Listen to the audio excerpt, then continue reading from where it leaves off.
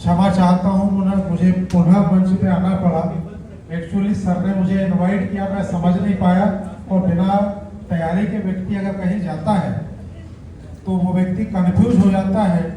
सबसे पहले मैं अपना परिचय दे दूं, एमपी बालाघाट से कन्हैया साहब आया, और यहाँ मैं आया क्यों हूँ, मेरा उद्देश्य क्या है, वो उद्देश्य आप तक पहुँचाना चाहता हूँ। आपके लिए अरे ऐसे कैसे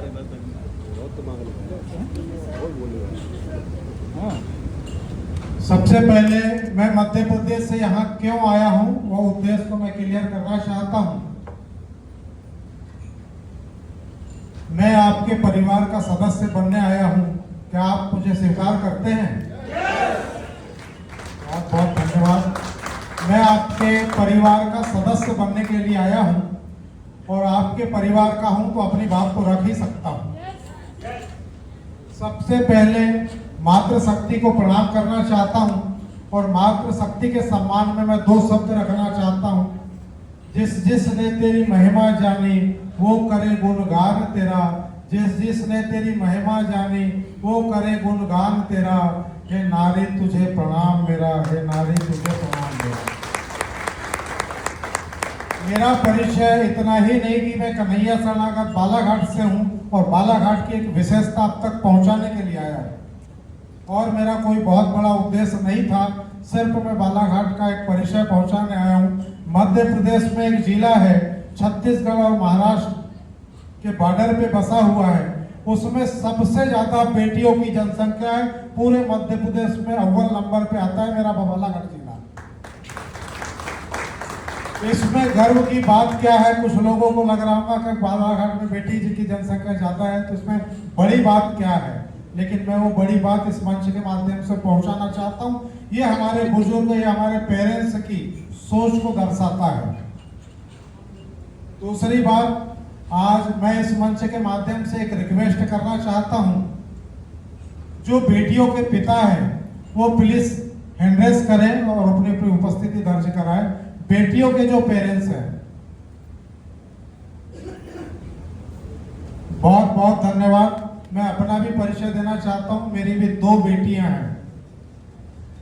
मैंने क्यों हैंड रेज कराया, कुछ लोगों के क्वेश्चन आंसर होंगे कि बेटियों के पिता होना भी क्या बात है, लेकिन ये सम्मान की बात है, और इस मंच के माध्यम से एक रिक्वेस्ट करना चाहूंगा, और आज के दिन को जीवन भर आप याद कर पाए, और इस पल को हम यादगार बना पाए, ऐसा हमें कुछ करना है। आगे मैं आपसे एक रिक्वेस्ट करना चाहता हूँ। सम्मानित सुनील दत्त शर्मा सर ने तो हमें एक सोच दिया है, उस सोच को हमें साकार करना है, और हमें साकार एक व्यक्ति विशेष नहीं कर सकता, इसलिए परिवार के लोगों को एक साथ आके एक साथ खड़े होना पड़ेगा, तब जाके सम्मानित सुनील दत्त शर्मा सर का सपना पूरा होगा, और सुनील दत्त शर्मा सर का सपना पूरा होगा तो निश्चित ही आपका और हमारा और मेरा भी सपना पूरा होगा। आज मैं दिशाविहीन व्यक्ति था, आज दिशा दिया, और मैं किस मिशन के तहत यहाँ तक आया हूँ वो बात मैं आप तक पहुँचाना चाहता हूँ। कन्यादान योजना, बताइए यहाँ पे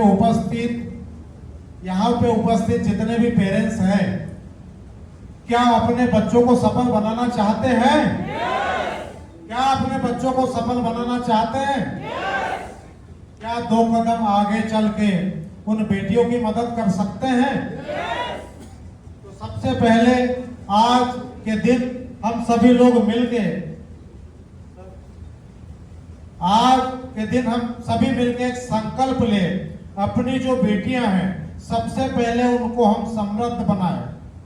आज हम संकल्प ले कि अपनी बेटियों को समृद्ध बनाएं, और दो बेटियों को भी हम समृद्ध बनाएं। अगर जिसकी दो बेटियां हैं तो आज संकल्प ले ले कि पूरे हिंदुस्तान में वो बेटी किसी की भी हो सकती है, किसी भी समाज, किसी भी जाति या किसी भी धर्म की हो सकती है। वो संकल्प ले कि मेरी दो बेटियां हैं और मैं दो बेटियों को समृद्ध बनाऊं। क्या दो बेटियों को समृद्ध बनाने के लिए कितनी मेहनत करनी होगी, कितनी मेहनत करनी होगी? कन्यादान योजना के अंतर्गत जिस बेटी को आप इस परिवार का हिस्सा बनाते हैं, क्या 10-20 कदम आगे चल के उसकी मदद नहीं कर सकते? अगर आप मदद कर सकते हैं तो एक पूरे हिंदुस्तान में क्रांतिकारी बदलाव आएगा। और जब बदलाव आएगा तो यहाँ जितने लोग आप उपस्थित हैं, स्वर्णिम अक्षर में बड़े सम्मान के साथ आपका नाम लिया जाएगा। ये शब्द का उपयोग मैं क्यों कर रहा हूं? आज जो परिस्थितियां हैं, आज जो बेरोजगारी का आलम छाया है, तो इस बेरोजगारी को सरकार से तो बहुत अपेक्षाएं थी, सरकार अपने स्तर से काम कर रही है, लेकिन हमें भी कुछ करना चाहिए। और करने के लिए क्या होगा?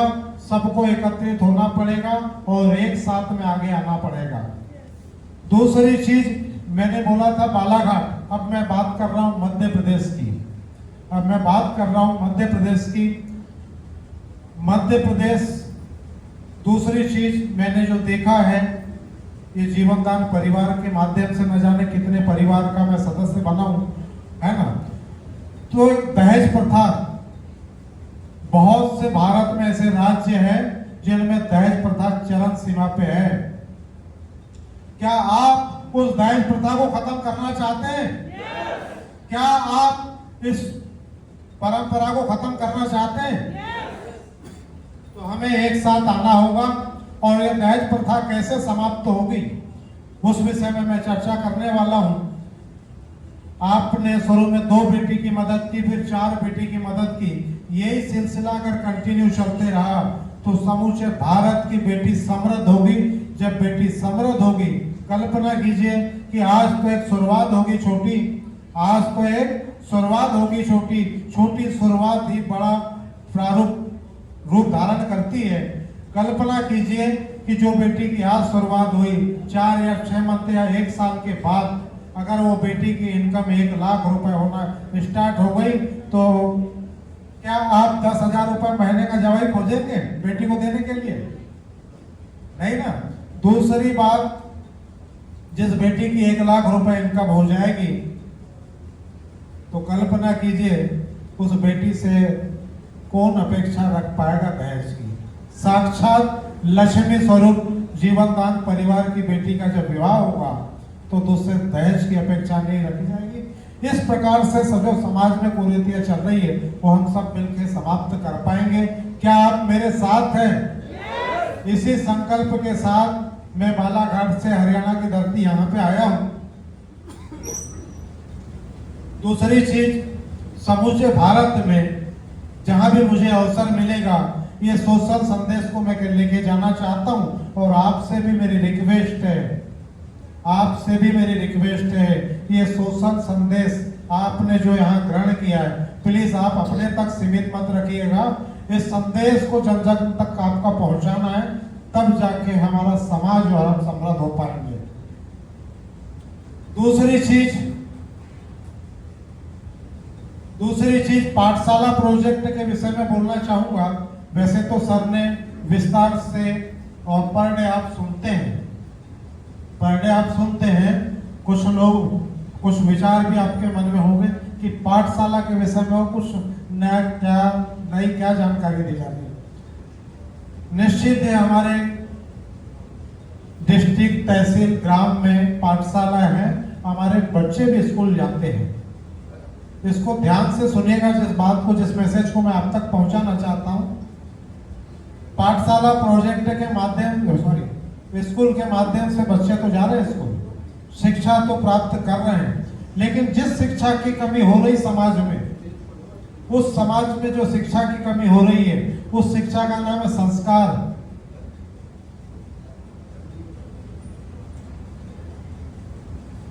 संस्कार की कमी हो रही है और संस्कार की कमी का खामियाजा हमें भविष्य में क्या क्या भुगतना पड़ सकता है, क्या कभी आपने आकलन लगाने का प्रयास किया है? जीवन में हमने अपने जीवन में तकलीफ करके जो धन अर्जन किया है, बहुत बड़ी इनकम जनरेट की है, और हमारे ये समझ जाइए कि बहुत बड़ी इनकम हमने जनरेट की है और बहुत सुंदर सी कार हमने BMW भी खरीद के दी है। अगर बेटा हमारा या बेटी हमारी होनहार नहीं है तो कब चुटकियों में उसको समाप्त कर देगी और कब वो स्वयं समाप्त हो जाएगी, इसका आकलन नहीं लगाया जा सकता। तो प्लीज पाठशाला प्रोजेक्ट को जन जन तक पहुंचाने का प्रयास करें। एक समाज को नई दिशा, शिक्षा तो मिल ही रही गवर्नमेंट से, शिक्षा यहाँ से भी मिलेगी, लेकिन यह पाठशाला के माध्यम से संस्कार भी दिए जाएंगे। इस प्रकार से हमारा पूरा संपूर्ण भारत महान होगा। तो आओ हम सब मिलके सुंदर भारत, समृद्ध भारत का सपना देखते हुए आगे इसको हम बढ़ाएं। और बहुत धन्यवाद सर, हमारे सुमित शर्मा सर का, जो हमें यह अवसर प्रदान किया, उसके लिए दिल से बहुत बहुत धन्यवाद। जय हिंद, जय भारत, जय जीवन दान।